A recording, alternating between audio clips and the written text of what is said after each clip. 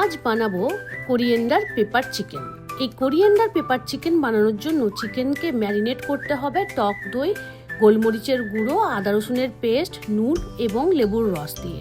সেটাকে ম্যারিনেট করে আধ ঘন্টার জন্য রেখে দিতে হবে। অন্যদিকে কড়াইতে তেল দিয়ে তার মধ্যে পেঁয়াজ, কাঁচা লঙ্কা এবং কিছুটা পরিমাণ কাজু দিয়ে ভেজে নিতে হবে। এই ভাজা মিশ্রণটাকে ঠান্ডা হতে দিতে হবে এবং ব্লেন্ডারে পেস্ট করে নিতে হবে। পেস্ট করার সময় এর মধ্যে মেশাতে হবে কিছুটা পরিমাণ ধনেপাতা। তেলের মধ্যে এবার দিয়ে দেব গোটা গরম মশলা আর কয়েকটা গোটা গোলমরিচ। ভালো গন্ধ ওঠার পর দিয়ে দেব ম্যারিনেট করা চিকেন এবং সেটা যখন একটু কালার চেঞ্জ হয়ে যাবে তার মধ্যে দিয়ে দেব ম্যারিনেশনের এক্সট্রা মশলা এবং আগে থেকে তৈরি করে রাখা পেঁয়াজ, কাজু, ধনেপাতা এবং কাঁচা লঙ্কার পেস্টটা, আর দিয়ে দেব স্বাদ মতো চিনি।